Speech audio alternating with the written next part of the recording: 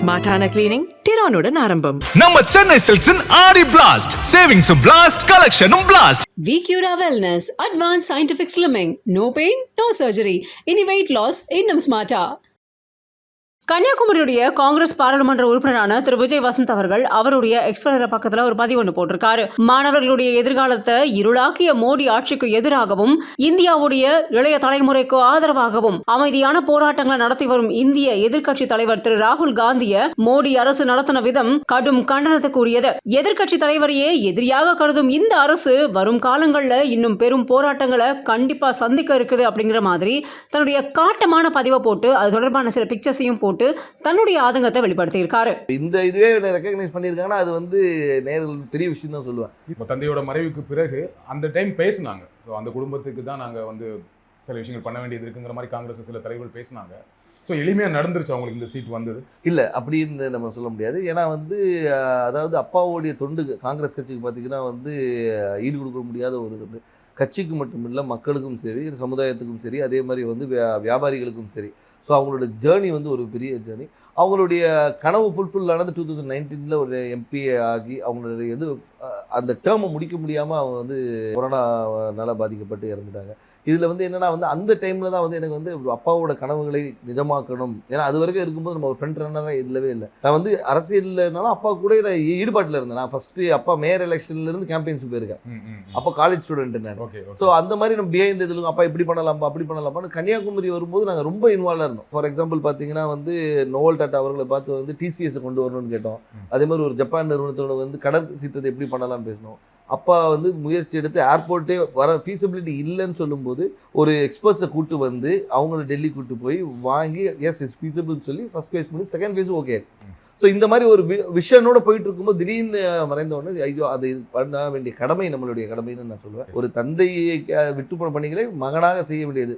அது குடும்ப ரீதியாகவும் சரி, வசந்தன் கோவாக இருந்தாலும் சரி, சமூக பணியாக இருந்தாலும் சரி, வந்து இது எனக்கு செய்ய வேண்டிய கடமைன்னு தான் எடுத்து உங்களுக்கு அந்த கடமையை அதை நம்ம பண்ணணுங்கிற ஒரு ஆசையும் கடமையும் இருக்கு. பட் கட்சிக்குள்ள அதை முழுமையாக ஒத்துக்கிட்டாங்களா? கட்சிக்குள்ள வந்து முழுமையாக ஒத்துக்கிட்டாங்கன்னா நான் வந்து மறைந்த பின்பு நான் உள்ள வரல. அதுக்கு முன்னாடி பார்த்து ஏஐசிசி மெம்பராக இருந்திருக்கேன், ஆர்ப்பாட்டங்களில் கலந்துருக்கிறேன், நிகழ்ச்சிகளில் கலந்துருக்கேன். ஏன்னா அப்பா ஃப்ரண்ட் ஹேண்ட் இருந்தாலும் நம்ம தெரியல. நிறைய பேர் கேட்டாங்க நீங்கள் கட்சியில் என்ன இருந்தீங்க சார், நான் இதில் இருந்தேன் பாருங்க அப்படின்னு ரெஃபரன்ஸ். ஓகே நீ இருந்திருக்கீங்களான்னு ஒரு இது வந்து இப்போ அப்பா மறைவு பின்பு வந்து நம்ம தெரிஞ்ச உடனே ஒரு லைம் லைட்டில் வந்த மாதிரி. நடுவில் கார்த்தி சிதம்பரம் அவர்கள் கன்னியாகுமரி தொகுதிக்கு வந்து பிரியங்கா காந்திக்கு விருப்ப மனு கொடுத்தாரு இல்லையா? அப்போ எப்படி இருந்துச்சு அது? அப்போ எனக்கு என்ன தோணுச்சுன்னா, ஓகே கட்சிக்குள்ள அதுக்கு முன்னாடியே பேசிட்டு இருந்தாங்க, விஜய் வசந்துக்கு தான் தொகுதி கொடுக்க போறாங்க அப்படின்னு பேசிட்டு இருக்கும்போது இந்த ஒரு நிகழ்வு நடந்தது.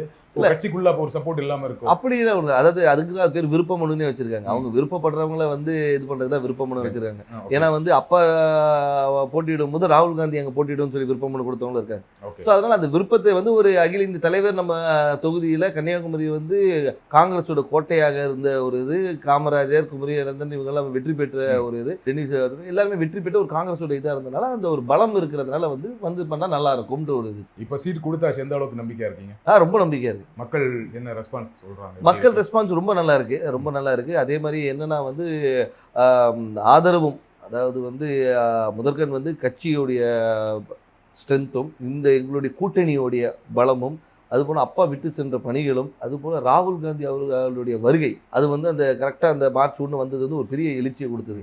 எங்கள் தொண்டர்கள் மத்தியிலும் சரி, பொதுமக்கள் மத்தியிலும் ஓகே நம்ம ஊர் வந்திருக்காங்க, அவர் பண்ண, அதாவது ஒரு தலைவராக வராமல் ஒரு தொண்டனாகவும் சராசரி மனிதனாக வந்தார். இப்போ நீங்கள் வந்து எல்லா தலைவரும் வராங்க, மீட்டிங் போகிறாங்க. அப்படி இல்லாமல் ரோட்டில் ஒரு டீ கடையில் நின்று ஒரு பையனை கூப்பிட்டு பேசி அவங்ககிட்ட ரன்னிங் இன்ட்ரெஸ்ட் இல்லைன்னா ஷூஸ் இருக்கா, இல்லைன்னா ஷூஸ் வாங்கி கொடுத்து அனுப்புகிறேன். ஸோ இந்த மாதிரி ஒரு இதுக்கு பர்சனல் கனெக்ட், திடீர்னு போய்ட்டு ஸ்கூலில் போய் தண்டனை எடுக்கிறாரு, இன்ட்ராக்ட் பண்ணுற ஸ்டூடெண்ட்ஸோட. அதே மாதிரி பார்த்தா இது முந்தின இதில் பார்த்தா நெசவாளிகளும் சரி, விவசாயிகள் இன்ட்ராக்ஷன், மீனவர், அந்த மாதிரி எல்லாரோட கனெக்ட் பண்ணும்போது வந்து நம்மளோட ஒருத்தர் அவர் அப்படின்ற ஒரு அஃபினிட்டி வருது. அது போக மட்டும் இல்லாமல் இப்போ ஆளுகின்ற பிஜேபி அரசு மீது உள்ள எதிர்ப்பும் அதிருப்தியும் கூட ஒரு பெரிய பலமாக இருக்கும். கன்னியாகுமரியில் பிஜேபிக்கு கொஞ்சம் ஸ்ட்ராங் இல்லையா? பொன்னார் அவர்கள் ரொம்ப ஸ்ட்ராங்கான கேண்டிடேட் தான் இல்லையா? அதை மறக்க முடியாது. கண்டிப்பாக அதை நம்ம மறுக்க முடியாது. நம்ம வந்து அதாவது பிஜேபி தரப்பில் திரு பொன் ராதாகிருஷ்ணன் அவர்கள் வந்து ஒரு 2 முறை எம்பியாக இருந்தவர் தான், ஒரு பெரிய வேட்பாளர். ஆனாலும் எங்களுடைய கூட்டணி, அதாவது எங்கள் திமுக சார்ந்த கூட்டணி வந்து மிக பலமான கூட்டணி சொல்லலாம். அது வந்து திமுக மட்டும் இல்லாமல் எங்களை சார்ந்து இருந்த மதிமுக, அதுக்கு ஒரு விடுதலை சிறுத்தைகள், அதுக்கு ஒரு முஸ்லீம் லீக், அதுக்கப்புறம் மனிதநேய மக்கள் கட்சி, இது எல்லாமே பார்த்திங்கன்னா வந்து எங்களுடைய ஒவ்வொரு பேஸையும் கவர் பண்ணுது. அதாவது ஒரு முஸ்லீம்ஸ் கவர் பண்ணுறது, திமுகவோட ஸ்ட்ராங் ஹோல்டு, மதிமுகவோட ஸ்ட்ராங் ஹோல்டு, அந்த மாதிரி வந்து எல்லா பாக்கெட்டும் கவர் பண்ணி எங்களோட ஸ்ட்ரென்த்தை வந்து நான் இன்னும் மொபிலைஸ் பண்ணி வச்சுருக்கோம். ஸோ இப்போ பார்த்தீங்கன்னா வந்து இது வந்து எங்களோட ஷுவர் ஷாட் விக்ட்ரின்னு சொல்லணும். ஸோ உங்கள் கூட்டணியோட ரொம்ப ஸ்ட்ராங்காக இருக்குது, அந்த கூட்டணியை ஒரு பெரிய வெற்றி தேடித்தரும்னு சொல்கிறீங்க. கண்டிப்பாக திரு வசந்தகுமார் அவர்களுக்கு கன்னியாகுமரி தொகுதி மக்கள் வாக்களித்தாங்க. ஏன் விஜய் வசந்த் அவர்களுக்கு வாக்களிக்கணும்? ஏன் உங்களுக்கு வாக்களிக்கணும்? அதான் வசந்தகுமார் அவர்களுக்கு வாக்களித்தனால விஜய் வசந்துக்கு வாக்களிக்கணும்னு நான் சொல்ல வரல. ஆனால் ஒரு காங்கிரஸ் வேட்பாளராகவும் அதே மட்டுமல்ல வசந்தகுமார் அவர்கள் வந்து இந்த மக்களுக்கும் கன்னியாகுமரி மக்களுக்கும் பல துண்டுகளை செஞ்சுருக்காங்க. அது விட்டு போன பணிகளை வந்து அவர் மகன் செய்வார் என்ற ஒரு நம்பிக்கை அவங்களுக்கு இருக்குது. அது மட்டும் இல்லாமல் வந்து நான் வந்து ஒரு வாரிசாக வந்து நேராக போயிட்டு வந்து நான் நேராக டெல்லியில் இங்கேயும் போய் வரல. அடுத்த நாளே மக்களை சந்தித்தேன், மக்களோட இருந்தேன், எல்லா நிகழ்ச்சிகளை கலந்து கொண்டு எல்லாரோட நிறை குறைகளை கேட்டுட்ருக்கோம், மக்களாக இருந்தோம். அது ஏன்னா எடுத்தவொன்னே அக்செப்ட் பண்ணிக்க மாட்டாங்க. கேட்குற கேள்விக்கு நான் சொல்கிறேன், அதை அக்செப்ட் பண்ண வைக்கிறதுக்கு நான் ஒர்க் பண்ணேன். ஸோ அதனால் வந்து அப்பாவுடைய இடத்தை வந்து மகன் வந்து நிரப்பார் என்ற நம்பிக்கையை அவங்களுக்கு கொடுத்தேன். அந்த நம்பிக்கையை வந்து எல்லார் மேலேயும் பெருசாகவே இருக்குது. அதனால் வெற்றி வாய்ப்பு ரொம்ப நல்லது. குமரி மாவட்டத்தில் வரீங்க, ரொம்ப படித்த மாவட்டம், ஆனால் அங்கே நிறைய பிரச்சனைகளும் இருக்குது. அதை கரெக்டாக ஐடென்டிஃபை பண்ணியிருக்கீங்களா? என்னென்ன திட்டங்கள் வச்சுருக்கீங்க? கண்டிப்பாக. அதாவது வந்து நீங்கள் கன்னியாகுமரியை பொறுத்த வரைக்கும் பார்த்தீங்கன்னா வந்து இந்த மிக்ஸ் ஆஃப் ஆல்னு சொல்லலாம். அதாவது கடல் இருக்குது, மலை இருக்குது, எல்லாமே இருக்குது. அதனால் வந்து மக்களுடைய தேவைகளும் அவங்களுடைய இதுவும் நிறைய வேறுபாடுகள் இருக்குது. ஒரு பாக்கெட்டையும் நாங்கள் அனலைஸ் பண்ணி வச்சுருக்கோம். அதாவது இந்த மக்களுக்கு இது தேவை, இவங்களுக்கு இது தேவையில்லைன்ற அளவுக்கு அனலைஸ் பண்ணி வச்சுருக்கோம். மக்களுக்கு விரோதமான எந்த ஒரு சட்டத்தையும் கொண்டு வரக்கூடாது என்ற ஒரு முடிவும், மக்களுக்கு எப்போவுமே நன்மை கொடுக்கணுன்ற ஒரு சட்டத்தை கொண்டு வரணும். அவங்க மக்களுடைய வாழ்வாதாரத்தை உயர்த்துகிற அளவுக்கு என்ன செய்யணுமோ அந்த திட்டங்களை கொண்டு வந்து. எனக்கு தெரிஞ்ச வரைக்கும் குமரி மாவட்டத்தில் வாழ்வாதாரம் ஓரளவுக்கு நல்ல வாழ்வாதாரம் இருக்கும், எல்லாமே படித்தவங்களாக இருப்பாங்க, வேலையில் இருப்பாங்க. ஆனால் என்னென்னா அங்கே என்ன வேலை கிடைக்குன்னா, ஒன்று படித்து முடித்தா டீச்சர், பெண்களாக இருந்தால் நர்ஸு, அப்படி இல்லைன்னா இப்போ ஒரு சமீப 10 வருடங்களாக சாஃப்ட்வேர் இன்ஜினியர் நிறைய பேர் வந்து சென்னையில் வேலை பார்க்குறாங்க, ஃபாரின் போவாங்க, கப்பல் போவாங்க, இந்த மாதிரி வேலை செய்வாங்களே தவிர மாவட்டத்துக்குள்ள வேற என்ன வேலை வாய்ப்புனா எதுவுமே பெருசாக கிடையாது. ஃபேக்ட்ரிஸ் கிடையாது, சாஃப்ட்வேர் கம்பெனிஸ் கிடையாது. அப்போ அதற்கான திட்டங்கள் என்ன?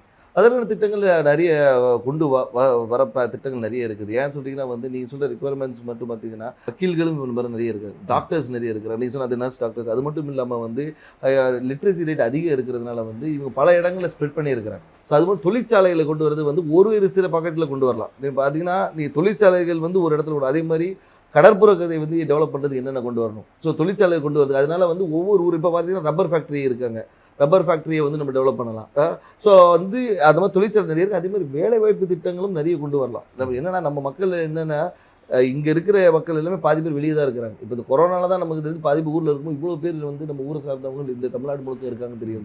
ஸ்மார்ட்டான கிளீனிங் டிரானுடன் ஆரம்பம். நம்ம சென்னை சில்க்ஸின் ஆடி பிளாஸ்ட், சேவிங்ஸும் பிளாஸ்ட், கலெக்ஷனும் blast. VQRA Wellness, Advanced Scientific Slimming. No pain, no surgery. Any weight loss, இன்னும் smarter.